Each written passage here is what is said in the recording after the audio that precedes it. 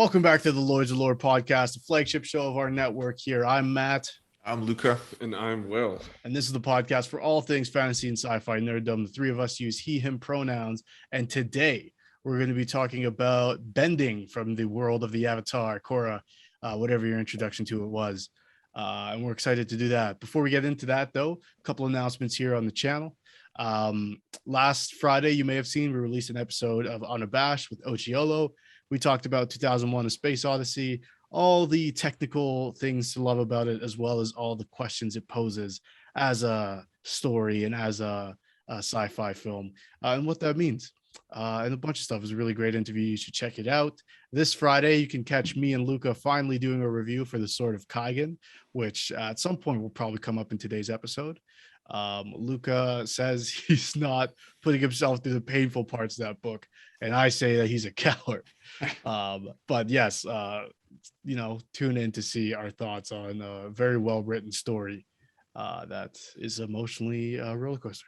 And then next Friday, you can catch an episode of Lords of Lore Adventures, where we continue the trials and tribulations of we three Lords of Lore in our Welcome to Rhindal series. So look out for all those things coming shortly. And without any further ado, we'll get into our regular scheduled segments here, like Luca's Litany of Literature, wherein Luca has a podcast within the podcast, talks a little about what's going on for him.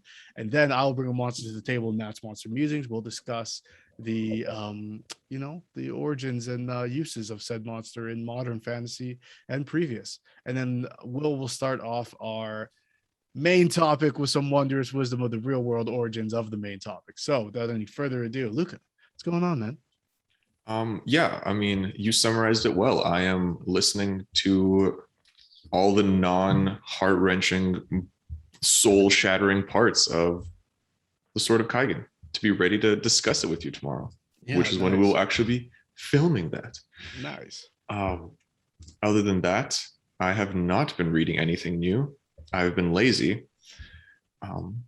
But we will be using this iteration of the litany, or of this entry into the litany, to discuss some other news that dropped, namely the trailer for Star Wars Visions. Ooh, and yes. A few released set photos of the Wheel of Time series coming on Amazon Prime, I believe, at the end of this year already. What would you guys like to start with? Visions? Well, let's start with Wheel of Time, because I think it's shorter. Yes. Honestly, I know this is one of the most read and well-regarded and respected fantasy series of all time. I have no idea anything about it. Yeah. I never did. And even now that I'm saying it, I think I'm confusing it with Mists of Avalon, that has that really iconic cover of the knight on the horse. I know the Wheel of Time's a thing, but I have no idea. But the set photos looked, if I'm being honest, I didn't see them and was like, wow, cool. Yeah. I saw Twitter was ablaze with Twitter of Time, or that's the hashtag going around. So yeah. Rosamund Pike was in Gone Girl, and she was terrifying in that, and in all respect, a lead woman, to be sure. So that's she's great. She's playing I forgot her name. Moraine. Yeah. She is like the Gandalf of the world. She is the one who sends our heroes on their quest, from what I understand. I also know very little about the Wheel of Time. I've not read it. I'm not diving into its 15 books. It is a lot. Yeah. It is a huge thing. I mean, I'm still on book 8 of Malazan. It's on my list, obviously. And I know a bit about it. Like, I know a lot about the magic system, which is very interesting. I'm excited for it. I think it has the potential to be good. From what I've seen, the people creating the show are huge fans of the book. They know the story very well. So people who are huge fans are excited. So I will watch it. Yeah. Oh, for sure. And even like when The Witcher came out, I was like, I didn't have enough time to play the game, which is a cop out because it's been out for like a decade almost. Yeah. Like, when I got it, I hadn't had time before the show came out. I was like, well, I guess I'll just go into this raw, and I really enjoyed it. So I hope it'll be a pleasant surprise for the Wheel of Time. Yeah, not much to say about those set photos, mostly just actors in costume. I don't know what the characters from the book are supposed to look like specifically, so no comments there. And literally the only actor is Rosamund Pike that I've heard of before. Yeah, so right. I don't even know who's directing it. Yeah, me neither. Will, any thoughts? I had no idea what a Wheel of Time was until I think one of you guys mentioned it. And yeah, I don't know. Apparently it is a pillar of the fantasy world, my understanding. Yeah, for sure. I mean, after the Lord of the Rings, it was like the Wheel of Time was the next like major series to be extremely popular. Oh, like, do we know when it came out? I mean, these are things I could look up in theory. If one of you knows, for the sake of conversation. Book 1 came out January 15th, 1990. That's not that long ago. Yeah, it's not that long ago. But it's like there's already 15 of them motherfuckers, man. Yeah. Yeah, that's interesting. I mean, I know this is the one that like Robert Jordan, he passed away while he was writing the series, and it was finished by Brandon Sanderson. Oh, cool. I didn't know that. Yeah, Brandon Sanderson wrote, I believe, the last 4 or 5 books in the series. That's very interesting. I've heard a lot of interviews about his process, and he was left with essentially like binders and binders of notes and then a few finished scenes or like just descriptions of how certain characters' arcs were going to end, and he was like left to do what he wished with the rest. And from what I know, he ended it very well. That, like, I mean, that's really cool, like the passing of the torch of, yeah, like, a very well regarded to an author like him who's so like prestigious, you know. And back then he was nobody. Like he had just released like his first books. Wow. The story that I heard was that, so Robert Jordan's widow, she had never even heard of Brandon Sanderson. She had only read the eulogy he had written for Robert Jordan because The Wheel of Time was like one of his favorite books growing up. Wow. And then from reading the eulogy, she then read the Mistborn series, I believe. And then she was an editor. She was Robert Jordan's editor. And then she chose him to finish the story. Man, that's beautiful. That is some beautiful shit right there. Yep. Wow. Yeah. Wow. That's so hopefully nice. hopefully the show does the story justice. Yeah. Yeah. I actually owned the first book. I've just never gotten into it. Anyway, so those are some comments on the Wheel of Time set photos. Now let's jump to Star Wars Visions, which I knew nothing about before seeing the trailer, and I was like blown away with how cool I think it could be. The anime style, I believe it's going to be like filmed, like it's Japanese, right? So, okay, the cool thing about it is I think there's 7 different stories being made, all from 7 different studios. So that's why, like, in the trailer, you see like the animation style varies a lot. Yeah. Because like it's a bunch of different, but the dialogue, the audio at least is all Japanese, which is my preferred way of watching anime. Yeah, same. I'm so down for that. Yeah. So, and it fucking looks. Sorry, continue. No, it looks amazing. I think it has the potential to be the best Star Wars content created. Wow. And again, I will put an asterisk next to this. I have not read the extended universe, and I have not seen all of Clone Wars. Okay. So I have seen the movies and the spin-off films, Rogue One and Solo, which is garbage. And I disagree, but that's okay. I love Solo. I love Rogue One. But Rogue One was phenomenal. Solo was garbage. I love Solo. There's things I hate about it, but okay. Yes, yeah, like the plot. So it's funny. I remember like a couple years ago, I have a friend who's really into Naruto. And I remember like when we went to high school together, he was like, man, you're into Star Wars? That's so lame. And like, meanwhile, he's like watching Naruto. So to people maybe listening, and obviously Luca, you here, that makes you smile, because it's like, for me, it's like the same thing. It's, Star Wars has always been made as like a modern or a space opera version of a Western or a samurai film, or Westerns being the Americanized version of samurai films. was gonna say Toriyama, but Kurosawa is the one I'm thinking of. Like those types of films. So I've always had this inkling that, man, a Star Wars anime would be so cool. I remember a couple years ago there was like somebody like a fan made. It was like X-Wings versus TIE Fighters. It was one of the coolest things. I used to just watch it and people put like synth music behind it. It's really cool. Yeah. But yeah, anyways, my friend from high school was like, oh man, you're watching Star Wars? Like, that's so lame. And I was like, man, like Naruto's like Luke Skywalker, and like Kylo Ren's sort of like Sasuke, and like there's all these sort of like parallels between characters in both of the franchises that eventually he was like, all right, I'll watch it. And then when he was done, I think he had got up to like episode 8 in the release. So he'd seen Rogue One and the 7 previous films. And he was like, man, I'm so sorry. I'm so sorry I made fun of you in high school. This is sick. Like his too, Will, his favorite movie was Phantom Menace. And I was like, okay, that's weird, but like, all right. But yeah, Jar for but life. I think like Star Wars as an anime is something I've always wanted, and to finally see it and not be a fan thing, like this is official Star Wars stories that span from the High Republic all the way to the New Republic. I'm like so fucking excited. I can't wait to see what this is going to look like. All the animation styles are ones that feel familiar. There's some like, I got some Afro Samurai vibes, got some like Studio Ghibli vibes with those two, like the younger kids they look like. Some Yojimbo vibes in there too. So sick. Yeah. Like, and oh man, the girl with the Grievous arm type situation. So sick. I can't wait to see this. I think it comes out in November or October of this year. I'd have to double check, but maybe even earlier than that. I think September 20th ish. September 22nd. There we go. Yeah, no, this looks really sick. I can't believe this is actually happening.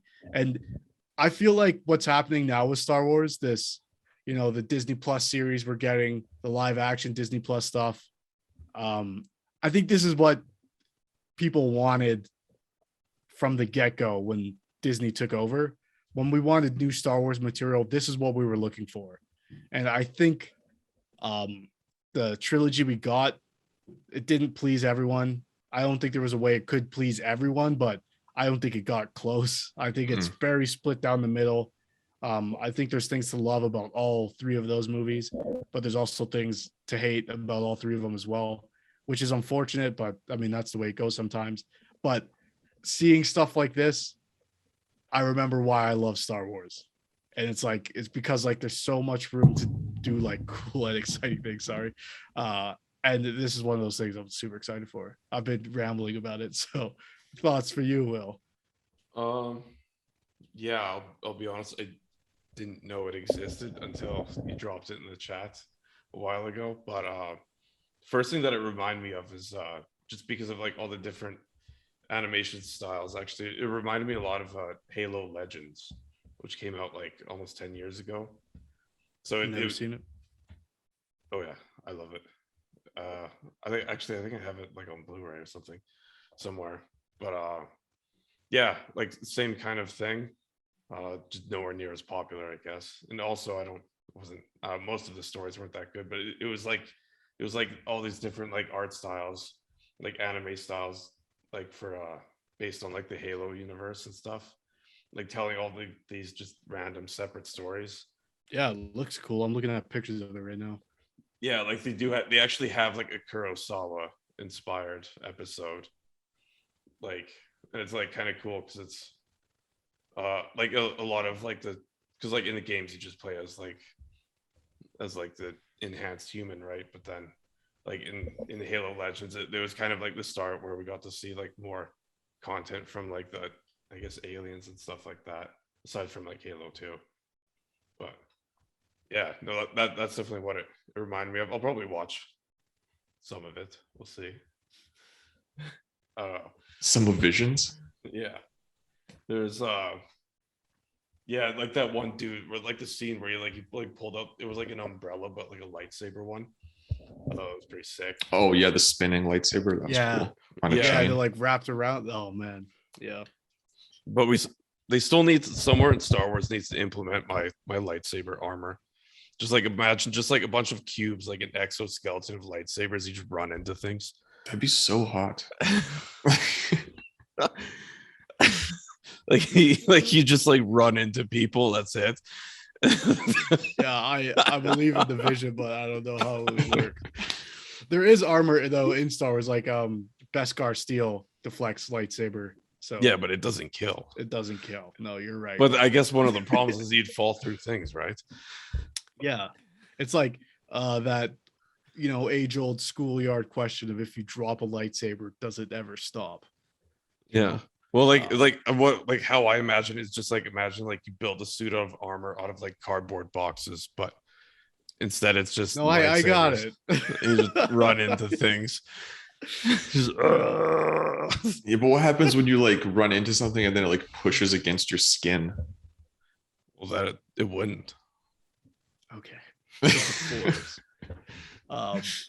Okay. Any other thoughts on Star Wars Visions? No, I'm super excited. Can't wait to watch it. Do you know is it like are there like different ratings for the different stories, or is it just I imagine it would be similar to what's like The Mandalorian, I hope anyways, where it's not gratuitous violence and gore, but Star Wars level. Which Star Wars has always gotten away with having violence because like in the prequel trilogy it's like no blood humans versus it's like clones versus droids, so like the stakes are shitty in a shitty way, they're lowered. And then obviously like with blaster bolts and laser swords there's no like need for like profuse blood, I guess. So I assume this will be similar to that. And a lightsaber cauterizes any wound it makes. Yeah. You mentioned Kurosawa, and then that scene, it's like it's all black and white except for like the red lightsaber. I'm sure we'll get some sort of samurai, but obviously that one. And those moments, like there was multiple moments with like force stopping lasers, like the stun lasers. Yeah. See, and we talked about this when we did our episode on the force of like, why did that never come up again? And like now we're seeing it. Like, I mean, I call that my favorite moments in all of Star Wars, pretty much. Like when that's a good one. Yeah. Oh, actually, the reason I'm so excited for this is because it's finally getting the scale of the galaxy. Like it feels like the scale is proper with like all these like stories spanning all these different worlds, and like that's what was missing so much to me in 789. I think they completely missed the mark on that, just like completely. I agree. I think Star Wars, the problem it has, or at least the people who have had their hands in it, the problem that they have is they keep going back to the same well.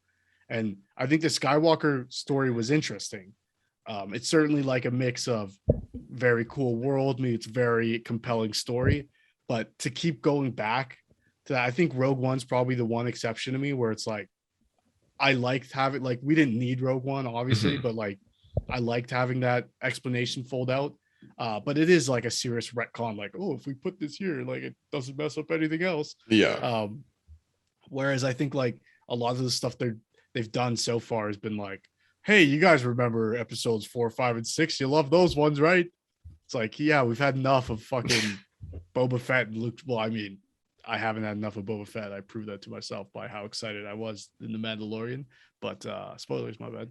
What the fuck? Yeah, I think I agree with you in that we're seeing like a broader galaxy and universe that it's like, fuck, I want to see those far out flung realms where they don't have Jedi, and like, the people know the Force, but they have to fend for themselves. Like the passing down of that lightsaber to like that rabbit type character. Yep. I was like, oh man, that's Star Wars right there.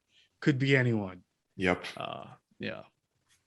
Anyway, and I think like that the contrast of like that rabbit character to like the broom kid at the end of Last Jedi, which they never paid off. Like, exactly. Like it sets up the idea that like people can have the Force, and then they're like, okay, but it's always going to be Rey anyways. Yeah. Okay.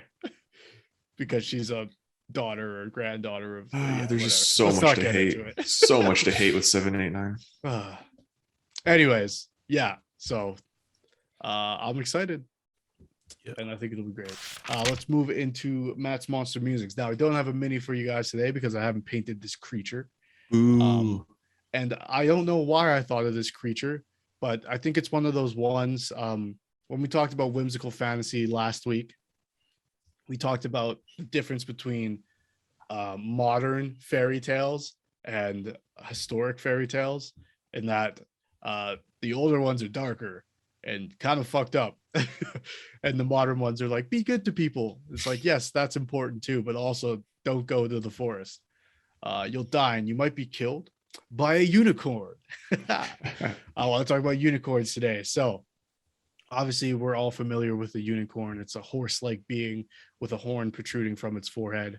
And they're usually depicted, I'd say modern day, as like I don't even know what, like very much like a princess's mount, or you have things like My Little Pony, which are like weird unicorn things, and that whole subculture of brony type thing, which I don't claim to understand, but to each their own.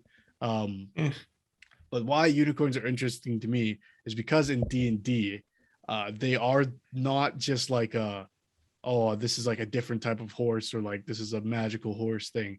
It's like these are celestial beings that have been charged with specific tasks. In D&D, they're like protectors of forests, protectors of ancient sanctuaries, similar to that when we spoke about sphinxes, not sphincters, but a similar sort of vibe. But they have like access to celestial magic, or divine magic, I should say. And they do have legendary action. So a fairly low rated combat rating in 5. So like even like our group with Lords of Lore Adventures, which you should check out, would be able to probably take one of these things. But it does have like a legendary action. So a great boss fight. However, because it is tied with celestial beings and divine magic and lawful good sort of being, I think it's harder to sort of get your players to fight it. So you could have the ones that are like not sentient but still intelligent, if that makes sense, and that they're singularly focused and they know what they have to defend, but they don't have the ability to critically think about why you might be coming for this ancient relic. Maybe you're getting that relic to do good, but they're like, my one job is guarding this, so I can't let you take it. So maybe that's a way. I always like to go the route of somebody corrupted the thing and now it's evil because I'm an idiot. So I like using that. There's also like that scene in Harry Potter where like, I think it's like Quirrell, right? Voldemort's essentially eating the unicorn to give it like a extra strength. I don't know how much that plays into the historical past of unicorns, but it said that people who ingested the horn or ate from the horn or used the horn as like a powder or something would be immune to things like leprosy and sorry, there's another disease, sort of random though. Yeah, something about bathing, I don't know. Epilepsy and poison and leprosy would be protected from, and stomach trouble. So you wouldn't get the runs or have epilepsy. Sure, I don't know. Interesting. And that myth comes from, there's a lot of historical instances. Most people think people were confusing unicorns with rhinos because some of those myths stem from India and China. So yeah, those are some things about unicorns. They do have a lair in D&D, so they can use the environment around them to hurt you or help themselves. They do cast spells, and their hooves and horn are magical weapons. Also, you can take the horn of a unicorn and turn it into a wand, and it has the spells that come along with a unicorn. They can also fly in some, not in D&D, but in some interpretations. Yeah, thoughts on unicorns, guys? It's a lot more information about unicorns than I Right? I thought I'd ever hear. And that Voldemort reference, like, how did you even? I mean, I'm assuming you looked it up, but I was like, when did he eat a unicorn? I think it's in the first. It's in the first film. Yeah, I found the screenshots of it, but I was like, how? Like, it's when creepy. did that It's stuck happen? with me all these years, man. Unicorn blood. Yeah. Cursed are those who drink it. Yeah, oh yeah, you just watched them. Yeah. You weirdo. Yeah. It always looked like soap to me. Yeah. Which is probably what it was.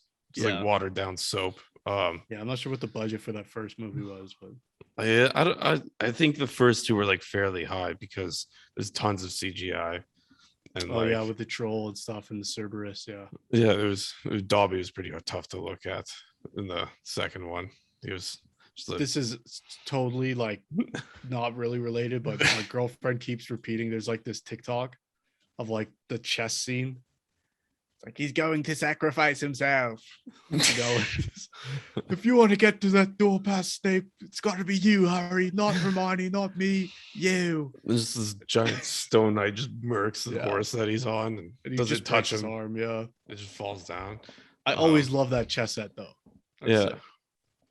No, I like as a side note, other Harry Potter unicorn like would be like the Thestrals, like the dead horses. Oh yeah. That like they're not like evil, they just like look kind of like spooky, but that's because they're only like visible to people who've seen someone die. Yeah, they're also Luca. Carnivorous. Oh, I didn't know that. Mm-hmm. Luca, you might recognize that thing. They can only see people when they die. I totally stole that and put it in my last D&D campaign where there was like these little bunnies with like horns, like jackalope type creatures or wolf pertingers. Oh, yeah, like the green ones. Yeah. So you could only people who have seen a god die can see those things. Ooh. And that's why you guys were able to see them all the time. Nice. Because you had that one shared experience. Interesting. Yeah. And the wizard you guys interacted with at one point modified your memory because he interacted with one of them and you were like, you can see those, and he was like, oh, modify memory. I remember. Yeah, I remember that. And that's why. That's interesting. Things you find out after the fact. But yeah, unicorns. I'm just looking at its like character sheet. It's actually super interesting. I would love to use one. And if Matt, you remember our campaign, I think it'd be super easy to get you guys to fight one. Like I would just put it in front of you and you just go murder it. Yeah, I fucking love D&D. My girlfriend just started playing in a D&D game, and she was telling me that one of the players in the game was just like, yeah, I want to throw my dagger at that sheep. The DM was like, come on, don't do that. So I was like, no, don't tell him what to do. Like, you gotta let him find out. Like, okay, go ahead. And she rolled a 1 actually. I'm not sure. Like, I think he said like the gnome who was like tending to the sheep got pissed, but I would have been like, no, you hit the gnome. Like, roll for damage. No, please. He doesn't see you coming. You're a rogue. That's sneak attack. Yeah, go ahead. No, roll it all. Okay, so you've killed the gnome now. Okay, so this is why we don't kill random creatures for fun. So evil. I would do the exact same thing. Yeah, you actually did that once. You did that once when we were being chased by like a young man. Yeah, and one of our characters was like, I turn around and like I swipe at him. It's like, okay, roll. It's like, you hit him, you chop his head off. Yeah, because I think he had like 10 HP and the attack was like well over that. But it was you guys were chasing the Jodogumo spider, and she charmed this man like, oh, these guys are chasing me, protect me. Yep. And then this guy, this little farmhand came up. You're like, get out of the way. And he was like, no. And somebody hit him and he fucking died. And then I remember the repercussions of that is when you guys got back to town. Like one of the party members was tried as like a criminal and determined that like, okay, you weren't innocent or you weren't guilty. You're not going to jail, but you need to help the family arrange the funeral. Like force that player character to live with that decision.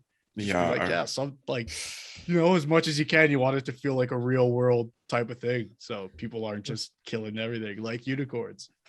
You might kill a unicorn in a game, be like, we needed to get the staff of whatever the fuck. And then like a literal god starts sending his minions after you. Like, why have you done this? Yeah. or the forest turns on you and all the tree ants that the unicorn was keeping at bay are now like free to roam and fuck shit up. Fantastic game. All out of fun. But that'll do it for Matt's Monster Music. So Will, go ahead and talk about the real world origins of bending if you can. I can, because I typed in real world influences of Avatar. There's actually, to a credit, there's like a ton. Like there's like a whole wiki page. Yeah. So I'm just gonna belt off a bunch. So anime actually heavily inspired by Spirited Away was a pretty big thing. Like just the style. Yeah, even like with the dragons too. Yeah. There's dragons. Yeah, there's like a ton of influences that have been like noted by, I guess, the creators were actually Harry Potter and Lord of the Rings. The reason being is, quote, they were the two biggest things going on in 2002, unquote.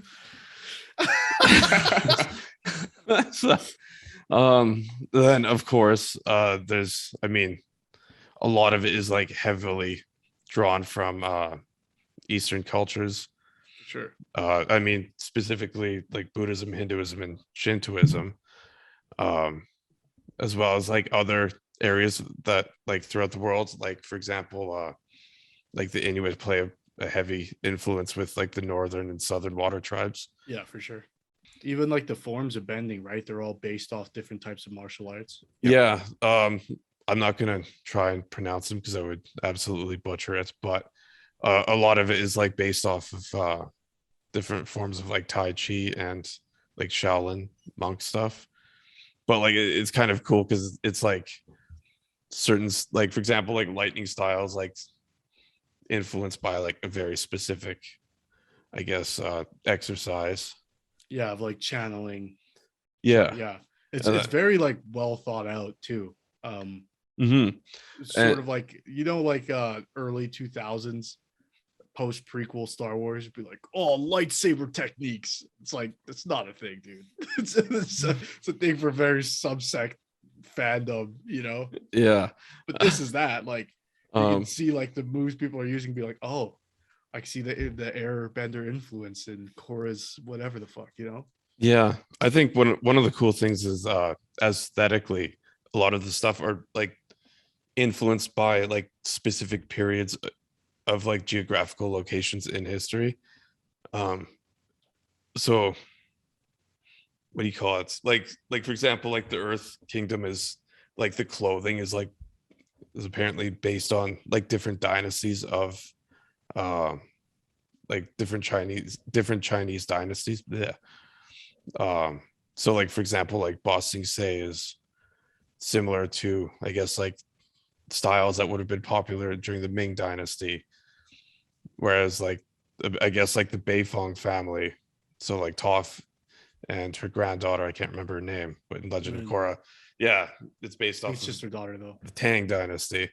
So like I think that's kind of cool. Like you get to see a lot of different groups, whereas like then you have like the Fire Nation, which is heavily based off of like Mesoamerican civilization, specifically the Mayans, as well as like different islander groups like Hawaii and Polynesian islands. Oh, that's cool. I didn't realize that. Yeah. Actually, I thought the Sun Warriors like in Avatar was pretty sweet, and like even just their specific bending style was just like everything about them was just completely based off of the Mayans, which is cool because you don't really get to see that group because it's always like Aztec specifically, right? When they do that kind of stuff, right? Yeah. I love like the Shintoism influences, specifically like with all the different spirits and stuff like that. And so like those are like, for example, like the librarian owl dude and like the face stealer, like those are all based off of like different kami. And yeah, which I like, I always thought that was kind of cool. But then you see definitely, I think maybe a little bit more so in Legend of Korra with a little bit more stuff under Hinduism. Actually, one thing I thought was cool when I was flipping through this list earlier was I guess like the way that the avatar is found or is like determined is they use like the set of toys, which you see in Legend of Korra, like in the first episode. But I guess that's like how it's done to find the next Dalai Lama in Tibet. Oh wow. Yeah. And also apparently in season 3, just as another side note, what do you call it? Like Aang's outfit is like completely influenced by like the clothing that the Dalai Lama would wear, because apparently the right arm is always uncovered. So Okay. I don't know the significance of that. It was just a sentence that I read. Right. But like I thought that was like kind of cool because like I never would have known that unless I actually looked it up, right? Yeah, it's nice to know that like the influences aren't just like, hey, This is like big in Japan and so is Harry Potter. Let's get these kids in some appropriate clothing. yeah, Not like an M. Night Shyamalan type of deal. Like yeah, like it's nice to see like there was thought and like I mean real like world influence. yeah, like definitely like when you see like airbenders, for example, it's definitely like everything about it is so blatantly like you could definitely tell it's like based off of Buddhism, but like Yeah. it's kind of cool to see that there was like all these different specific things, like there's actual detail put into it. So like definitely changes my outlook on it. But yeah, the like I said, the bending is almost all based off of very, very specific like forms of martial arts and just like very like specific groups like Tai Chi is water bending, but it's like very specific type, which I would butcher. You can't even butcher. Yeah, I would butcher if I tried to pronounce that, so I'm not going to. But like, yeah, again, like it's cool to see that I guess the showrunners / producers and creators like put that much effort into it instead of just being like, oh, this person's waving their arms around, so we're just gonna call that Tai Chi. Like it's cool that they actually took it from specific sources and stuff like that. Right. It's also like in animation and just art in general, illustration or painting or whatever the case may be. It's always better to have reference. I know a lot of people find reference to be like demeaning, but like you can always, as far as I know, and I'm not an artist in that regard. I'm a glorified what do you call it? Color by numbers type of thing. Coloring book. I paint miniatures, so all the hard work's already done. But it's like when you have reference, even for painting minis, I always have like reference. If I'm painting a belt, I'll like pull up an image of a belt to just like make sure I'm getting it right. Because when you don't have reference, it's easy to see like, yeah, that's not what a belt looks like. It's like it's way too red. But to have reference for animation is like key, and you can always pull up those old like Disney. It's like the Jungle Book, but it's also Winnie the Pooh or like the Sword in the Stone. The animation cells are the exact same. They're just putting a new thing on it. So I imagine like having that reference to those martial arts styles was super helpful when they were animating bending. It's just like, yeah, we just the leg slides out like this instead of coming up with like a completely new animation for that. Yeah, and like it's also just kind of cool to see that they were like conscious of those details, as like especially like in the early 2000s when I guess season 1 would have popped out, because I guess like that probably wasn't a major priority back then for a lot of media content. Yeah. So like, that's why it's so good. Like, yeah, the very that's like why it's authentic. lasted. Yeah. And again, just like how they just blended like all these different styles. It's kind of cool. And not even just the way they chose the styles, like earth bending, it looks like solid form, solid footwork, like water is more fluid, like fire is powerful. Yeah, exactly.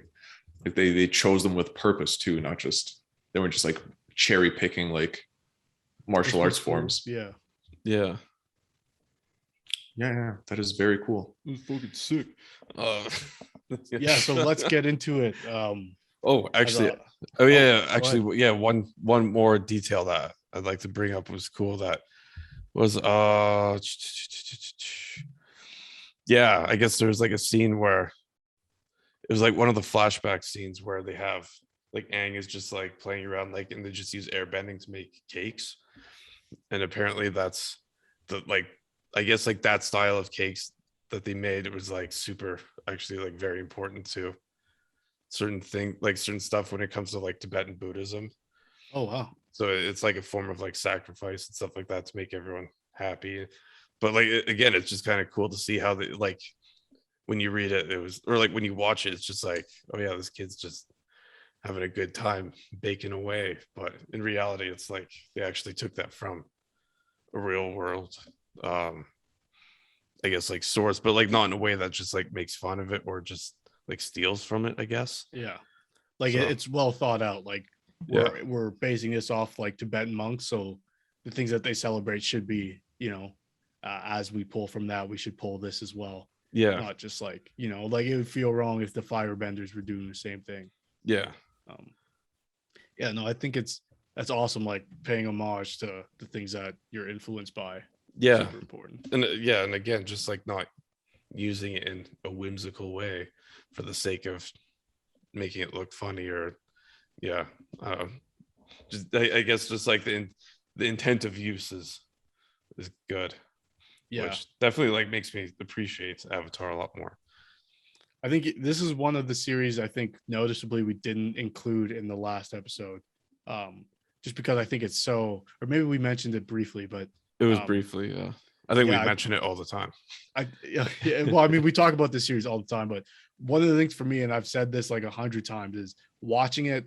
My nephew started watching it, and I was just around, so I'd pick up episodes, and then I watched it for myself.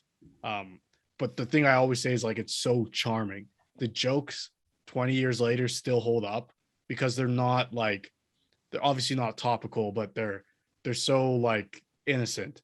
And the characters as well are so innocent, and there is that sense of whimsy. They're flying around the world on a giant fucking sky bison, and picking up friends along the way, like Momo and stuff. It's like, I don't know, it gives you that like giddy feeling, so that when they do get into danger, like you're very on edge because you're like, what are these kids together? Where the fuck is Appa? I'm sad, like that arc where Aang is basically just like grieving, and like he's sort of like turning violent and like becoming very stressed out. It's like, oh man, to see like a kid go through that, like, I don't know, it's so like real, Yeah, like when he's like debating whether or not to kill the Fire Lord, like that's like super heavy for a kid to do. Yeah. And like I thought they did a pretty good job, because I was like, I remember thinking, I was like, damn, like are they just gonna like pop this guy? Like I was, because like I've forgotten the ending since I watched it like when it came out, right? Until I watched it earlier this spring. I remember thinking, I was like, so like how are they gonna like handle this dude? Yeah, no, and they handle it in such a, because I feel like often in cartoons, which this is like, there's always this fucking stupid debate between this property, especially being like, is it an anime or is it a cartoon? Well, it's a Western production, so it's not an anime. Shut up. Like it's a fucking anime. Like, shut up. But like I get if people want to be upset about that, that's your prerogative. I don't care. Whatever. Anyways, the point being, like with cartoons, I find a lot of times like we beat the bad guy, like we knocked him out and tied him up. And Yeah. It's like, okay, but like this is a genocidal maniac. It's not gonna work here. And they knew that. And I think the ending, it had to be an ending. And I think there was no better way they could have done that by taking away his bending. And then the way that pays off later on in Korra, that's a real form, and that's how people got their powers, was the reverse of that or the inverse of that. It's so well written and just so excellent. And there wasn't a better way they could have ended it. Like, yeah, Egg didn't have to sacrifice that part of himself to, still be the hero. So yeah. Man, speaking of jokes, what are the best scenes Word in the show? So yeah, let's get into bending then. Yes. So should we dive into what bending is as a magique system? Magique. So I guess bending is actually technically, I mean, to me, falls almost more on the hard side than the soft side, just because we pretty much always know what you can do physically with the bending powers. Maybe we don't know the full extent. They reveal things like the the brain bender fire guy. Like I forgot what they call that. Like, the guy that like shoots concentrated blasts. What's his name? IB man. What do they call him?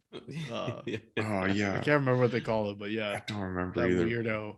Yeah, that Sokka kills. Forget everything I just said. Yeah, he hits him in the forehead with his boomerang. Did Jet really die? He did, and he deserved it.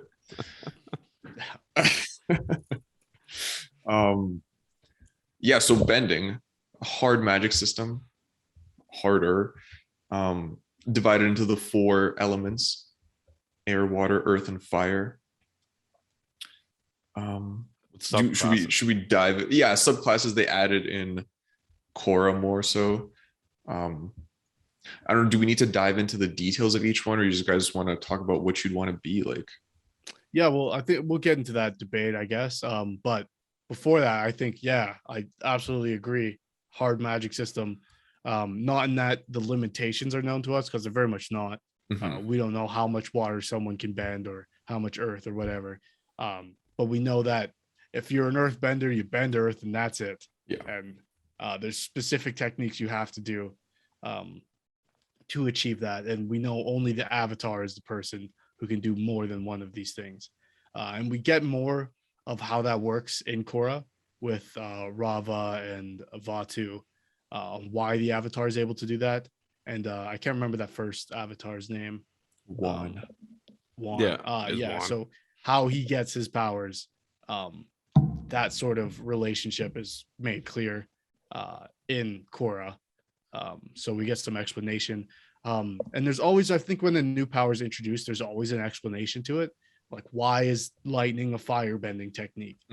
We get that explained. Why can Aang go into the Avatar state? That's explained as well. But what? Oh wait, sorry. You said why is lightning a fire bending technique? Yeah, that's totally my bad. As soon as you said that, I thought of that scene where Iroh taught Zuko how to redirect lightning. Right. Yeah. By watching waterbenders.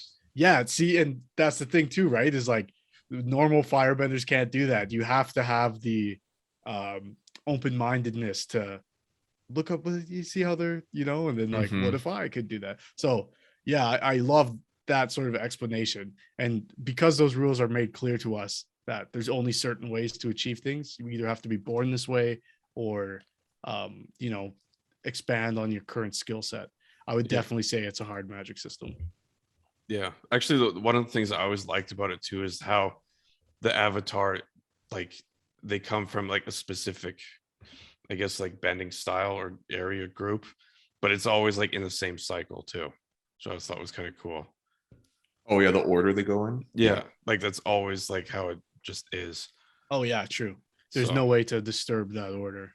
And also, in that would like even when Aang freezes, there's no way to like. There's no new Avatar that comes. If he was frozen in time, then he has to die.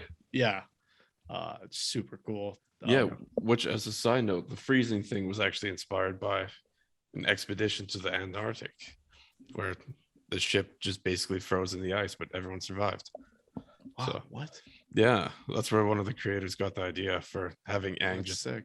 Frozen in the ice.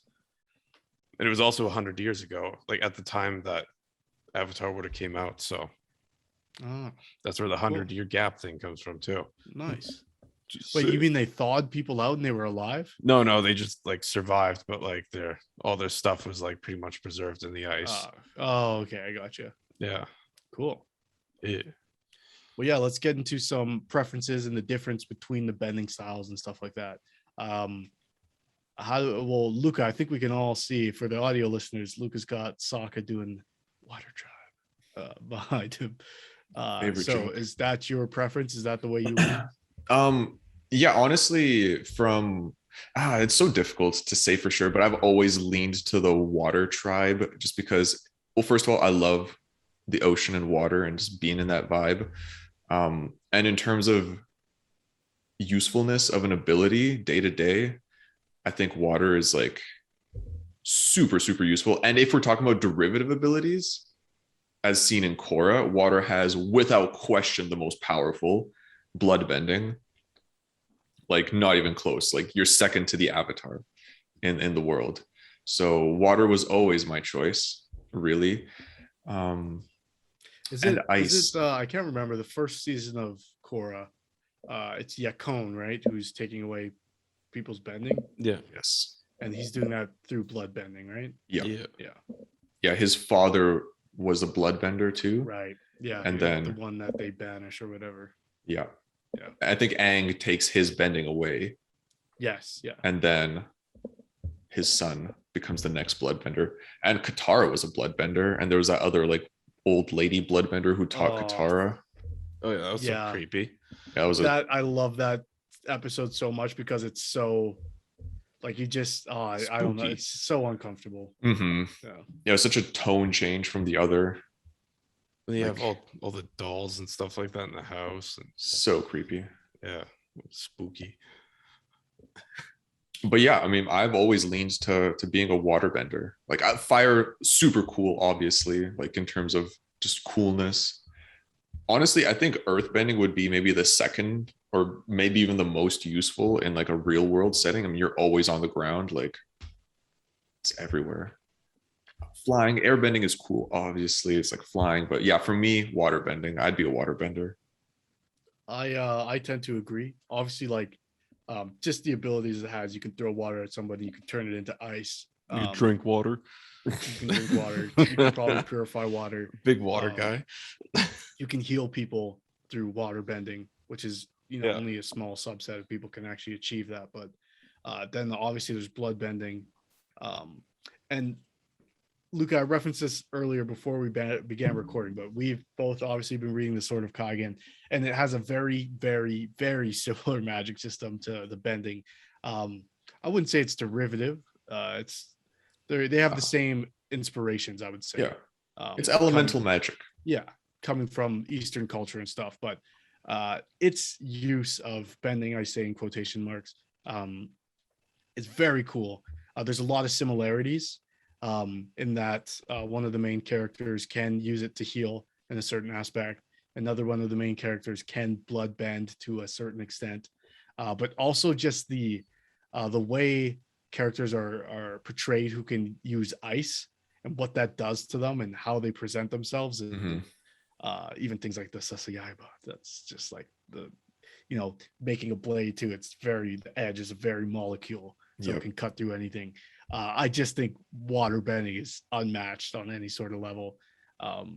And also, if we're just doing it like very rudimentary, water erodes stone and puts out fire.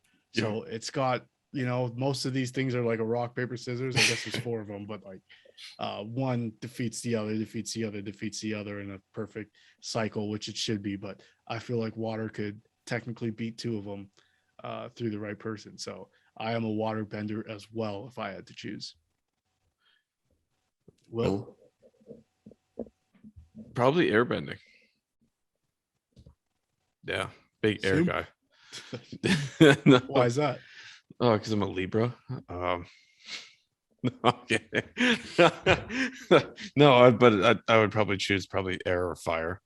I think air primarily. Just enjoy flying. That'd be fun. Or gliding, enhanced gliding. I just feel like that, like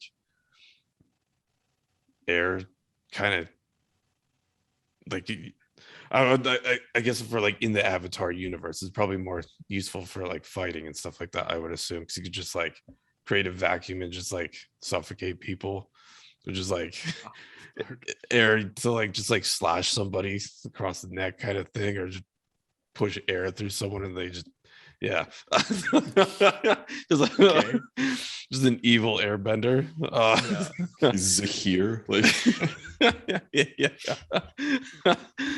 I do like fire though. I think that'd be just the aesthetic and stuff like that, and just like I feel like fire could be pretty useful. I don't know, man. They're all pretty cool. They're all obviously super cool, like except for Earth. But Earth is awesome. Like Earth, if you think about the like applications of that ability, it's just in any setting, like it's so useful. big Yeah, guy even magic. even metal bending, and we see like in Korra the evolution of metal bending being such like a part of the society, and the police force and stuff like that, ACAB. But like you know, I think maybe in like a modern setting, maybe that's probably the most useful or practical. But yeah, I don't know. Yeah, I mean, if you can be a metal bender, yeah, that's Magneto. Suck. Yeah, I don't know. Just earthbending to me is just like the big guy of bending. But I feel like the show does such a contrast to that, and having it be like this small girl. True. It's like, you know, big guy energy. And the first time we see her, she just fucking beats the shit out of the rock. Or the boulder, sorry. Boulder. Dwayne. Yeah, I don't know. I think I don't know. I definitely air though for me. That's where I would. Air doesn't have any derivative abilities that we see in. Doesn't need any in Korra though, right? Like aside from Zahir flying without like the glider, like that's the only sort of evolution of airbending we see. There's like some sort of connection between like airbending and the spirit world, I guess. Like in some ways it's implied, but like I mean they cut off the entrance to the spirit world anyway. Like true. But I mean you could also make an air ball that you could sit on and roll around on. So yeah, that is so cool. Enjoy walking. Yeah, but I mean you could ice bend some ice under your feet and just glide everywhere. But for how long? Air, you could just keep gliding, rolling around, unstoppable. Yeah, like that's the thing. When I've debated this with other people, like what it would be the most powerful, like what would be the best. And I think like not knowing the actual parameters and limits of it sort of makes that debate pointless, because I mean if you think about it, like an airbender versus an earthbender, like it depends how far you can control air, how far can you control earth. Like an earthbender could make spikes out of the ground anywhere you're standing and just like game over. But see, I like, again, going back to that bloodbending episode when she pulls the water out of the plant life, stuff like that. Like there is like and I guess firebenders can create their own fire. They don't need to bend anything. They just sort of create it on the spot. So yeah, I don't know. That's like, I guess the one caveat to water bending is having water around to bend, or some sort of life to take from. I mean, but then again, it's like everything has moisture. Like the air itself has water in it, like moist. Yeah. And there is that scene where she like makes something out of water with her sweat, right? Or she bends her sweat like to get out of that prison. Right. Yeah. So like if you think about it, like anything made of wood would have moisture in it. You could like, if you could bring that moisture out, you have bending abilities anywhere. So I think the conclusion is water benders are the most powerful individual benders. Which is like so like weird, because I mean the first series there was, I guess, like they were kind of portrayed as like weaker. But also, see, this is one thing that I didn't understand. Like in, for example, the Northern Water Tribe, why would you build your wall out of snow? Like made out of ice? No, it's made of snow. But they it looks like snow. Lifted it up though. Maybe it's snow covered. Yeah, like it gets ice. But if it was ice, it wouldn't crumble and explode the way it did when the Fire Nation attacked. It's like when it's like a big white wall and it looks like snow. It's like, how would you do everything out of ice? Yeah, that's why I thought it was. But yeah, if it's not, and I wouldn't live in the north. I'd be chilling. Tropical islands, like there's water everywhere. Why are they in the cold? More water.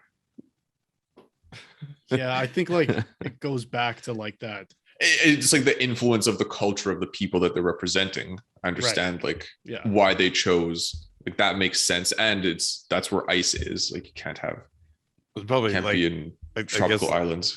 Like I'm pretty sure it's ice. I'm looking at it right now. Avatar world, and they could just use water to build everything though, right?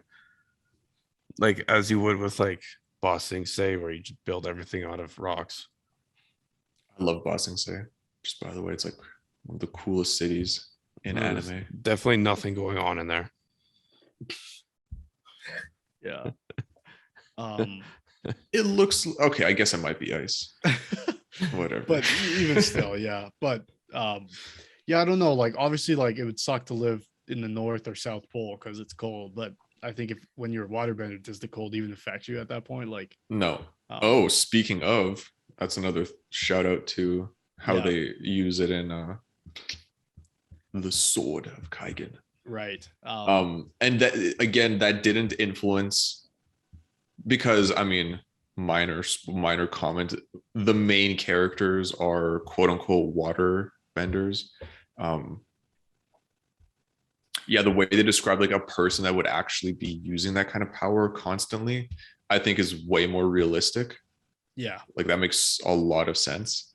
But then on the opposite end, like a firebender would be like very, very warm and like probably have a very energetic personality likewise. Like, oh, I see what you're saying. Oh yeah. Oh, I didn't, you know what, from reading the book, I like obviously the character that you're referencing is a cold character, yeah, figuratively speaking, but he's also like temperature wise, like literally like very cold. Yeah, I never put that together.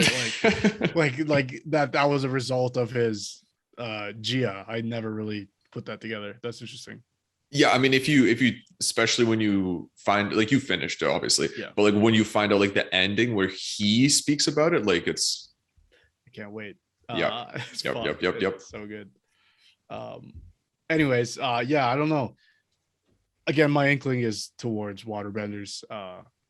But if we were to say this, sorry, you don't get any derivative abilities. Like you can't be, you don't get lightning if you're fire, you don't get metal if you're earth, you don't get blood bending or healing abilities. Would your answer change? Okay, so is the question be born as a bender, or is it like me, Matthew, if I could get a bending power right now for the rest of my life, which one am I choosing? Yes, the second one. If it's the latter, then I'm choosing fire bending because I don't have the aversion to cold. So if I'm ever in a survival situation, I would want access to some sort of heat source, some sort of flame to cook, some way, I guess, to, yeah, that's basically where I'm coming from. The ability to shoot fire out of my hands is a bonus at that point. But have you been in many situations where you needed to no, but survive?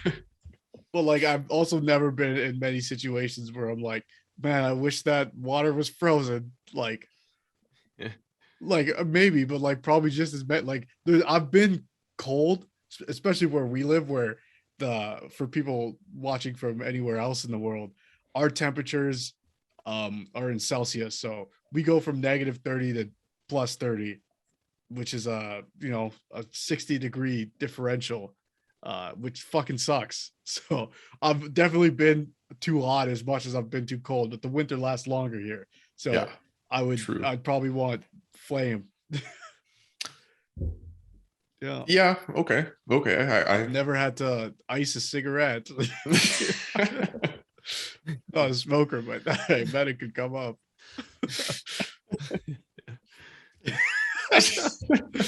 Or like, I could light birthday candles. Like that's your reason? Like put on a jacket. Yeah, but like, what if the power goes out and the furnace is off and burn your neighbor's house down? Yeah, that's extreme. You're gonna like make a little fire. I mean, I guess like the heated breath, you can warm yourself up. Okay. Like, yeah, interesting. What would you choose? Like in that same scenario? And I say that hesitantly because I would love to be a water bender. Mm-hmm. That's like, I love water benders, but I think honestly, for many of the same reasons, I'd want to be a water bender. Like, have you ever had to clear snow from your, like, just like, get out of here, snow? Oh, like, dude, you fucking easy. Oh shit! But with air, you could just push. Oh, I could just melt the snow. No, true. You could, but then it'd freeze. You'd have ice all over the place. Melt it again. Like wherever the melted snow piles like pools, you'll have a giant. My driveway's sort of inclined. It's fine. Yeah, but then at the bottom of your driveway will have ice. Like every time you pull up, you'll be sliding. I'll just burn it every. Oh, that's inconvenient. Well, what if you could just snap your fingers? It'd be done. No, you'd have to get out and start doing fucking martial arts. My So neighbors would neighbors, think I'm what are you looking insane. at, honey? Oh, that boy next door. Oh, he's doing the weird martial arts, not me shooting fire on my hands. That's completely normal. So I think I'd stick with water. Just Yeah, no. What are some other real world practical applications of water bending though? Like growing stuff, like plants That's a and pretty shit. good growing one, stuff, yeah. like watering plants. I mean, I don't water plants so often that I'd care about that. I mean, if we had an army of water benders, it'd be pretty easy to fight all these forest fires. Exactly. And Yeah, just put water on the fire. this is tough. But if you're an airbender, you just take the air away from the fire and that's it. It's over. True. That's a very good point. I don't know. Well, that's the whole point of them, right? Is they all just balance each other out. Yeah, but see, again, I feel like water also balances fire out, but like, what does earth do to air? Like, I know that's always the thing, right? Like, Aang was an airbender, so it was hard for him to learn earth bending because it was totally opposite of his original form. Yeah, well, it's like complete different move sets too, right? Or movements. It just But complete Korra way learned of thinking. fire Yeah, I fairly think easy. for him it was more a personality thing, whereas Okay. Korra's personality was very like she had trouble with air because air is not her her personality was very like Oh, yeah. I'm the avatar. She was like very Energetic. and yeah, good at like the Not combat. She was patient good at all. at yeah, exactly. Oh. Whereas Aang was airy and like childish, and then like Earth was firm and difficult for him. But Right. I think in terms of countering each other, it's like how hard do you have to blow like wind to erode a rock? You know, like it'd be That's like so- Aang did it in the Avatar state. You know, like that's how much power was necessary to actually do that. Because like if you think about how much pressure you need on like a current of air to actually cut through a rock, it'd be insane. Like same with water, like it would not be easy to have a Sasayaiba. Like that'd be nearly impossible, if not completely impossible. Right. But what's some like just in the kitchen, how useful would water be in the kitchen if you're just cooking, like washing things and filling like You it's more useful than the other. Dry the dishes. No, really in the kitchen, it's like, oh man, this is not cooked all the way. Hang on. Okay, we're good to go. Like, Well, that's if you can make finesse the heat like that, like you like evenly cook things from the inside and like keep the heat consistent. Like how are you finessing water in the kitchen? just like anything. You wash dishes. Like I hate washing dishes. It'd be so easy. Just like but Aerie could dry the dishes. Earth could be the dishes. you That's could a very make good the point. dishes. Yeah, you just have like a big thing of clay, and then you just like, you just throw it out the window and it just bursts into sand or something. Then you just get new. You don't even need to clean anything. True. It all balances each other out. Now, Earth has a lot of like Earth would be super useful actually, just day to day. Like like Can't we climb had some some things. issues in my backyard where our sunroom was shifting, like tilting down. mhm. We had to get it propped up. Yeah, If I was an earthbender, just be like, yep, everything. easy. Yeah. You would have no foundational problems ever in your home. Yeah. And that's a big problem here. Like where we live, Yeah, that's true. people get flooding in their basements. But if you're a waterbender, you could just pull out that flooding. True. But there'll still be flood damage. That's true. Yeah, from a construction perspective, Earth would be so. Wait. If you're an earthbender, you just start a construction company and just one kick and you're done, like 3 weeks worth of work. Yeah, but then I You feel don't like even have to pay anybody. yeah. See, that's where the exploitation comes with being an earthbender. Oh, but no one can exploit you if you're the only one. That's the situation. It's the three of us, and we get the bending powers we want. I'm starting a construction excavation company. But what about what's the city called? Is it Alliance City? Is that it? Republic? Yeah, Yeah, Republic, Republic City. City. But where's the Earthbenders transit unit? Yeah. do you call it? Yeah, when they do like the bullet trains, but they're like, yeah, but where's their union at? oh, yeah, just doing the same menial tasks 24/7, just stomping on something. I'm sure they get paid. The exploitation is high. I'm sure there's a waterbender equivalent to what they do. Like, yeah, the plumbers on boats, yeah. like who I mean, actually they have engines, like they had machinery. Mm-hmm. Yeah, They had machinery before. They had machinery in like Last they, like, Airbender. the drill and shit. Yeah, they had like boats. They had warships. Yeah, and those warships were being fueled by firebenders. yeah, true. Right? Yeah, Exploitation. No, that is true. Is it exploitation or is it It's a practicality? job. It's a job. Are all jobs exploitation under capitalism? Yes. I don't know. Oh, that's not for this podcast. Hello, I'd like to talk to you about the Earthbenders Union, please.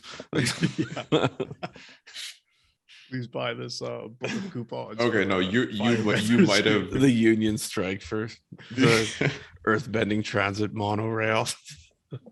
Yeah. No, yeah, excavation company. That's probably where I'd go with it. Yeah, actually, you might have just figured it out. Like earthbending might have the most. Like if we're talking like non-violent, like not combat, just real world Earth might be the most useful. Mm-hmm. If you add metal, then it's just like hands down the most useful. Okay, let's talk about. Oh yeah, for sure. With metal, for sure. Then you're not even an excavation company anymore. Now you're a fucking, yeah, I'll build your building. Fucking metal exterior, concrete interior, fucking easy. But let's talk about combat for a while. So we have our preferences.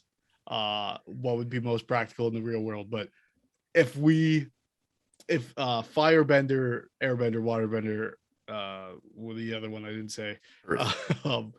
If they all linked up, who would win the fight?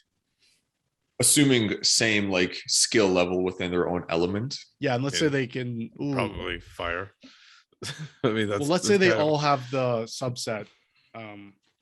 Whatever you would call fire. them. Like the full.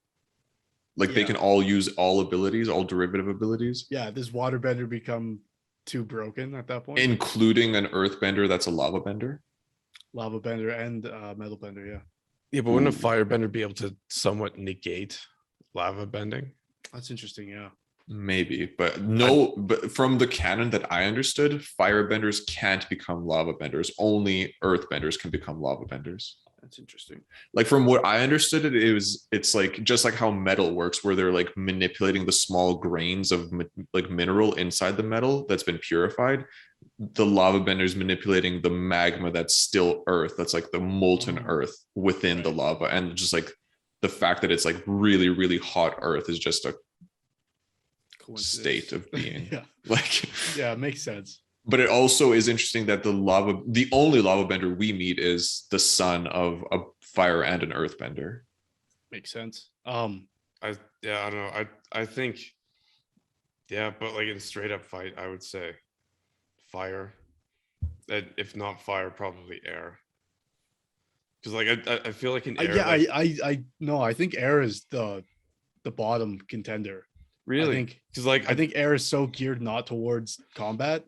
But like, see, if it was like, if somebody like, it's kind of like a Sith Jedi scenario. That's the way I see it, is like, if they chose to be violent, I feel like they could do a lot more damage, because like, you'd be enhanced, you'd be faster.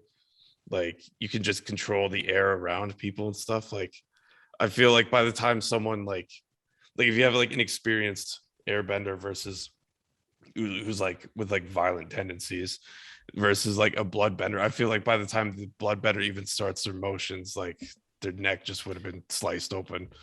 There is a group of people in the Sword of Kaigen, which again, similar magic system, called Fanyakalu, who are essentially airbenders. And it's described there that like a blast at close range from a Fanyakalu will just kill you instantly, because it's such pressure, such force. Yeah, just like air punches. Incinerate your bones. Yeah, you're just moving so fast, and like they can even like create tornadoes with a group of them and destroy entire villages in a matter of minutes. Yeah, like definitely how it's portrayed in the Avatar series, especially season 1, like definitely more peaceful, right? But again, I think it's just because like the airbender culture is just kind of like trying to like control themselves, right? I Because think it also depends like how the mechanics of it again, like when you bend air, like how powerful do you need to be to pressurize the air to the point where it can actually hurt somebody? Right. Because when Aang does it, like he usually it's like you push somebody away, like you blow really strong wind at them. It's not concentrated into a point where it like pierces through them or like breaks their bones. I mean, maybe it's possible, but with Earth, you don't need to do that. You just throw a rock at somebody and it crushes their bones as it is. Like ice, you make an ice spear, it'll go through anybody. Fire will burn them regardless. Lightning will zzz. Totally. Yeah, no, so I like maybe, but from what we've seen, again, and if we're going off the basis of a hard magic system with Avatar, we have to take what we've seen. Okay, yeah. So if we take what we've seen only in Avatar, I would agree air is the worst. Completely, yeah. Like in terms of combat. And then if we say like earth, fire, water in a 3-way match, it might be a coin toss, to be honest. Like I'd say fire still. Just because I can't see like fire being stronger than earth. You just light someone's clothes on fire. Right, but in what we've seen, it's like you can't just spontaneously combust an area far away from you. It's like the fire goes from your hand to them, which means it can always be blocked with earth. Unless it's spontaneous combustion guy. But even him, it comes from his forehead and it's a line that goes and it explodes somewhere. Right. Combustion man, that's what they call combustion mans. Yeah.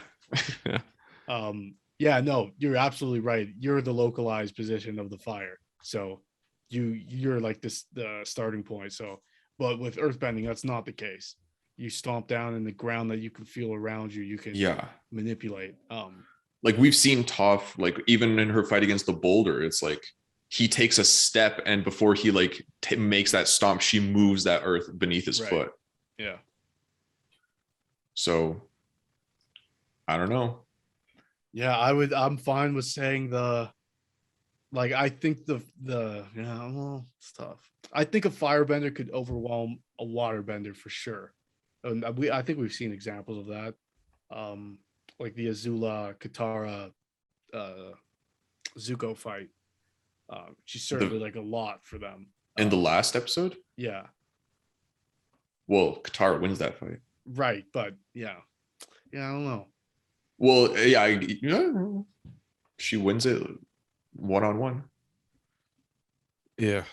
But I mean, again, that's the end of the series. Like that was meant to happen. I think that's more like she beat Azula. She didn't beat like a fire. Like it was, like Azula became unhinged and that was her downfall type of thing.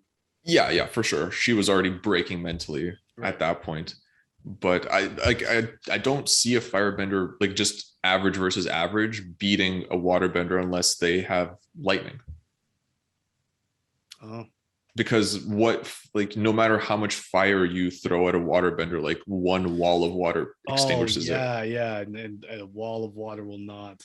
Like it doesn't matter. You won't be able to evaporate that like any amount of water to get to a waterbender. So unless you have lightning, which can go through that water, because even combustion, man, like I don't know. To me, I think the strong, like just in an average versus average from what we've seen out of Avatar, it's between water and earth, and potentially earth takes that. Yeah, potentially. I'm okay with that. Yeah. Will, thoughts? I guess it just depends on the experience level of each bender, though. Yeah, we're taking same. Like I don't know. I feel like a high level firebender would still be able to find a way to just evaporate stuff and displace just because of the chaotic and more aggressive nature of it. Just right, but no matter how much fire there is, like it can't. Just you could make it burn hotter. I guess. I mean, yeah, fire could cause. Well, yeah, but I don't think you'd be able to create enough, like you're saying, Luca, to truly make it evaporate the water shield, as it were. But like especially like if you're in an area with water, like the waterbender could just constantly be pulling water out of it, whereas you need to be using your own internal energy to constantly be maintaining that heat. And I would imagine that's difficult. But like, what if they're not in a water environment where that's plenty? It's just like, I don't know. It's just, I mean, Avatar season 1, it just firebenders again, just more aggressive. That's why they established an empire. And like, I feel like with water bending, it just takes more concentration to just set up to do stuff, unless you're like very high level experienced. Whereas just like a firebender, you just like start fires everywhere, then someone's distracted because they're trying to put that out, or like you just like keep on adding more elements and like fires around them and stuff like that. And you can use like smoke to conceal stuff. And I think that's why the cancellation of the 4 is actually so important to the series, because I don't know if there is a true answer. Like my inkling would be somewhere between water and earth bending, but I'm not thinking of it from the perspective of a firebender, where you can definitely manipulate the area around you to overcome either of those things. But the same could be said for, if I think everyone's on the same level, I don't know if you can really determine. I think it would just end in whose willpower gave out. And if that was on the same level too, I don't know. I mean, just in terms of the elements, like fire is the weaker, like it gets extinguished by both earth and water, like just as a pure, like as the elements. Yeah.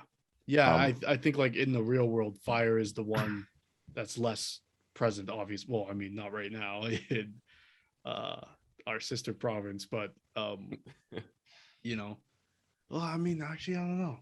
Plus, if you go to the show and talk about like how it's the Fire Nation that took over the world, but they did it during the one time where their power is like exponentially enhanced, and there was nobody to stop them. Yeah. So it's like, if the Earth Kingdom wanted to do the same, could they? Like probably, yeah. So I mean, again, my answer for like average combat, it's between water and earth, and I would prefer to be a waterbender. Yeah, I don't know. I tend to agree. And I guess firebenders have always been painted as like the bad guys, less so in Korra, obviously, but and towards the end of Avatar. But it's hard for me to root for a firebender. I always liked Zuko, even when he was. I respected him. I liked him. He was foolish, man. Like he's so serious all the time. Yeah, totally. And Uncle Iroh just with his like band drinking tea. Yeah. I love their dynamic. Well, I think that might do it for our conversation on bending. Has anyone got any last closing statements? The only thing that I would like to say is I hope that they make more. I'm excited for Avatar Studios or Team Avatar Studios. I can't remember. I am not excited. I'm worried about Netflix's adaptation. I'm at a point now in my life where I don't care anymore.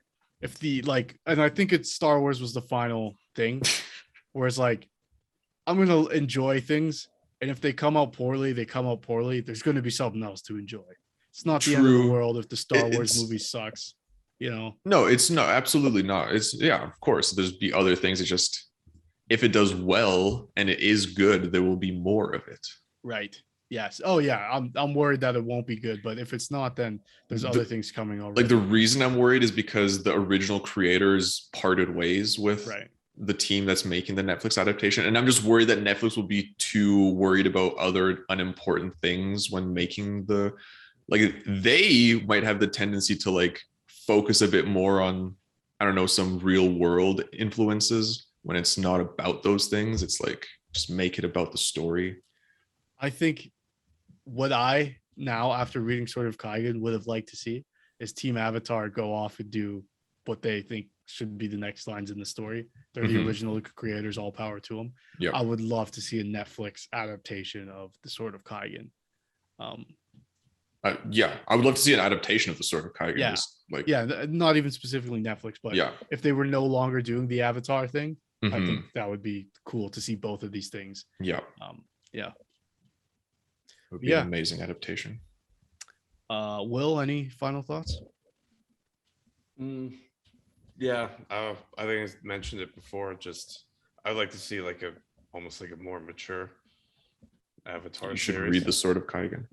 Maybe. Yeah. I don't know. I'm reading the Inheritance Cycle now. So, also as a side note, because I like to do an unabashed on it, because I retract anything that I've ever said about The Hobbit being my favorite fantasy book. Oh, wow. Yeah, no, I totally. Wow. Yeah, no, I'd say Eldest, which was the second book for the Inheritance Cycle, was my all-time favorite. Wow. That's like, bold. I'm like a third of the way in through the first book, Aragon. And yeah, no, it's like my favorite fantasy, just everything about it. So wow. On that note, I love the speaking magic of system in that. Favorite fantasy series, Luca, I want to read you something. Okay. You've run and hidden for so long, you've forgotten why you were afraid in the first place. He smiled at the queen. I'm going to remind you. Somebody on Twitter asked Evan Winter in Orbit Books if they could get some sort of information about the Lord of Demons.